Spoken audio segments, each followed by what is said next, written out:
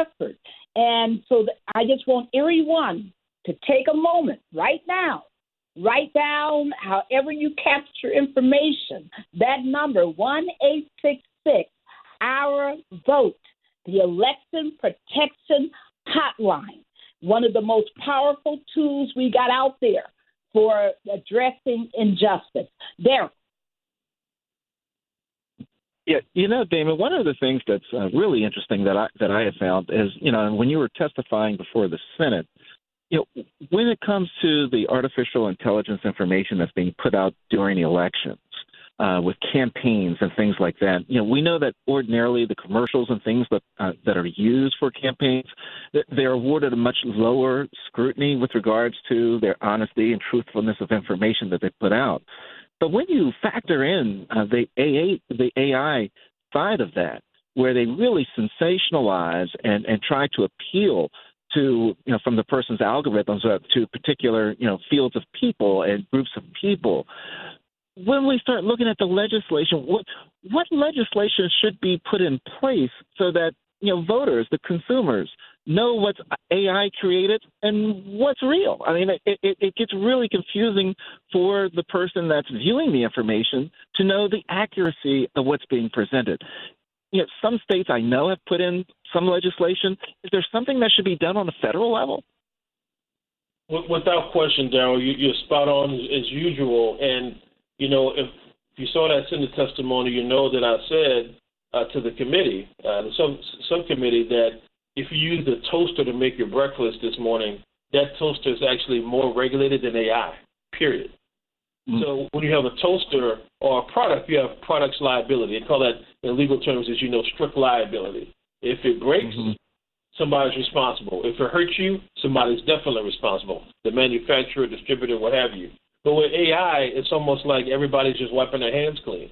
And so we actually at the Lawyers Committee proposed late last year a model legislation that we wrote to fill this gap. We call it the Online Civil Rights Act because we think our civil rights should not be abandoned when you go from quote-unquote real life to online presence, right? And so some of the key features we have proposed is, number one, an audit for harms. Sometimes when you have to do some excavation or digging, you have to do an environmental impact assessment.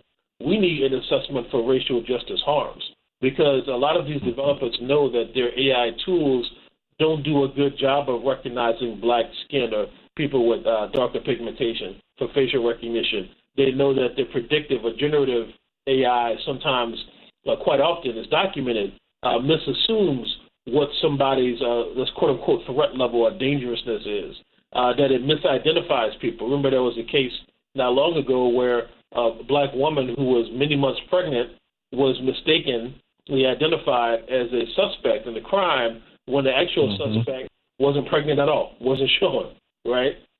We've seen that it overpredicts quote-unquote dangerousness amongst black people, but underpredicts it amongst white people, all based on mm-hmm. skin tone, right? So we need to audit for those kind of harms. A second facet is what we call in legal terms a duty of care, that there has to be an affirmative duty that these manufacturers and developers and deployers of AI have, that they can actually be sued if you violate that duty of care. But we also need robust transparency and explainability. People need to know what information is being collected about them. People need to be told. Some of the companies are now doing what they call watermarking, where there'll be some type of image that shows up online. I think YouTube now has, for the first 20 seconds of a video, it'll tell you that it's AI. And I asked them, well, why not for the entire video? Why just for the first 20? Why try to dupe people? So, America deserves, if AI images and voices are going to be used, or generated, we should have the same thing you have on, what we used to have on CDs when people had CDs, a parental advisory, or nutrition information that's now required. Anything you buy in the grocery store or even online has that same nutrition label. We need that kind of certification and labeling to understand whether something is generated by AI, number one, but also to be assessed to determine whether it does have a discriminatory impact from the start. Mm-hmm. Those are just some of the things I think we need in legislation. In addition to that, yes. we also call for for the ability to really have people either be required to opt in to have their data collected about them to be used to create new AI, or at the very least to opt out. And there's a lot of debate in the community about which should be which. But I tell you, the data about us is being used to tell us who these companies think we are. They think they're holding a mirror up to our faces, but it's really like a funhouse mirror. It's distorted. They think they know us, but they don't know us. Yes. And, Damon, I was really taken. I read your testimony not only from November 8th of 2023, but I also read testimony in December, which was even more, oh my goodness, extenuated about the impact of AI on consumers. And one thing you talked about, because people say, how can AI be a problem? And one thing you talked about is that it's all about, the data in, right? It's about the input. And that so much of the input of data that results in this discrimination is that it inputs the very discriminatory data that has harmed us in the past without screening to make sure that it doesn't cause harm. So people, folks, I live in Prince George's County, and we sit around all the time saying, how in the world is it that we don't have certain retailers in our county when we have more, quote, income than all these white communities that have these retailers? Part of that is this data, this old redlining, this old racist data.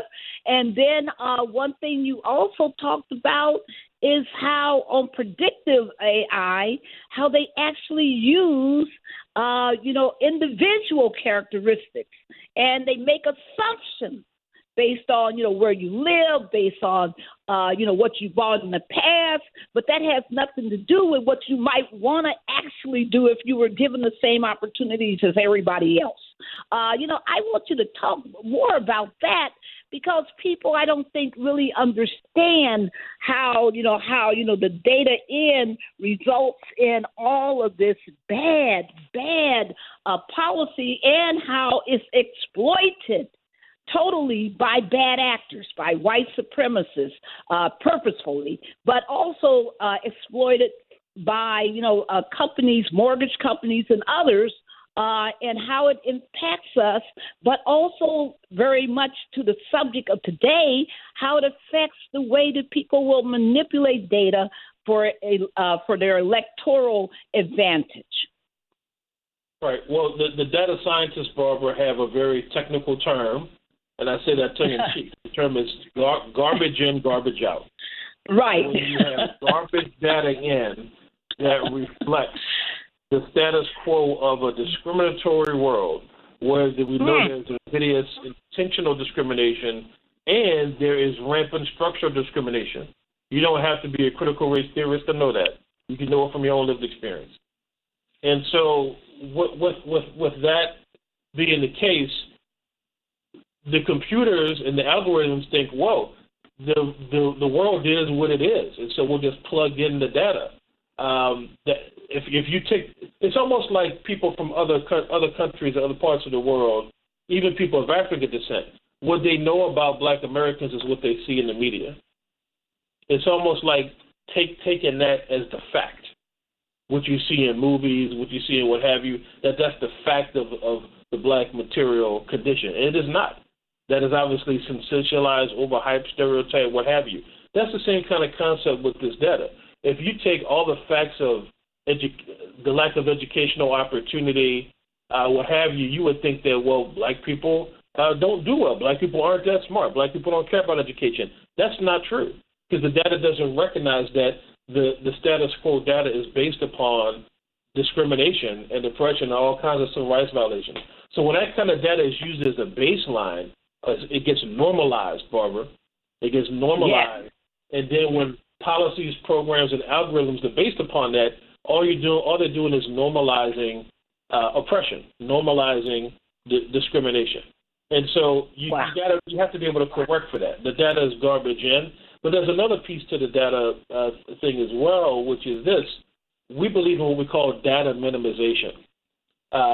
Companies believe that because we use their devices and, all the time we're consenting to things that we don't even know we're consenting to because we just want to use our device. We just want to get online. We just want to get the information, right? And we're essentially signing away our rights, or sometimes we're not even asked to sign them away. And so all that data about us is being used to market to us more and also, frankly, to steer products away from us. You have banks that bank with folks with deposits, right, with checking and savings accounts, but they have all kind of data about you, and they say, oh, well, you bounced a couple of checks, we're not going to loan to you, not just you as an individual, but anybody in your neighborhood, because they're making assumptions about who we are, not just as individuals, but as a collective. So they would say that's just good business, and we would say, hey, that's not us being treated fairly, because it's a display of who we are. Wow. I mean, this is such a major subject, and, I just love the advocacy that you're doing in this space. I mean, we need your voice so bad, and we need to train up more people to know and understand and be our defenders and to be our advocates, in this new civil rights, era and in this particular, racial justice challenge. I wanted to, also ask you, I was very, very happy, as you can imagine, proud as I could be of you, when I read that you have been asked, that you have now joined the new Department of Homeland Security Artificial Intelligence Safety and Security Board to advance AI's responsible development and deployment. Tell us about that board. Tell us about the work that's being done that you can talk about, that is, and how you are, serving on that board along with, the CEO of OpenAI, the CEO of Anthropic, Delta Airlines, Human Intelligence. You're there with Occidental Petroleum, IBM CEO, Microsoft, Adobe, Alphabet, so many of them. Tell us, what does it mean? What is this group doing, and what does it mean to have your voice and that of the Maya Wiley from the Leadership Conference as civil rights voices on that formation?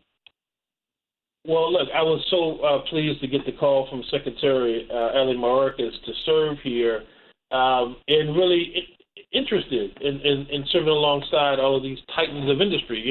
It's myself, Maya Wiley. I want to shout out to Nicole Turner-Lee. I'm also the head of the Center for Data Technology, all serving on this board together. But there are a handful of civil rights and progressive voices, and there are a lot of people who are in business. And I'm not going to try to say whether they're progressive or not, but they're serving their business interests, of course. The task of this committee, the charge, is to offer recommendations that will lead to a framework from the Department of Homeland Security on how to protect our nation's critical infrastructure from AI-driven or AI-generated threats, because there could be many. So you can think about infrastructure as an oil pipeline.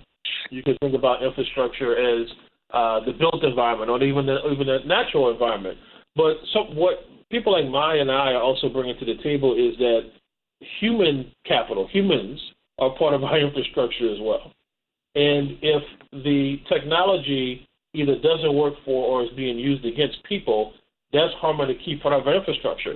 Or if people are not given enough information and clarity and transparency and sometimes training to understand what is happening to us with the technology, we can become unwitting vectors for harms, almost like a virus, something like that. And so it's really important that there's an attention not just to physical or economic capital assets, but to human capital assets as well. And so that's what we're bringing to the table. What we expect to see is some type of a framework that will be published. Now, it won't necessarily, be signed by everyone on the board. We're not governing, we're advising, as you know. But we believe that the Department of Homeland Security is listening to what it is we have to say and heeding, hopefully, some of our recommendations about the attention to people, not just to property. Wow. Daryl, because I can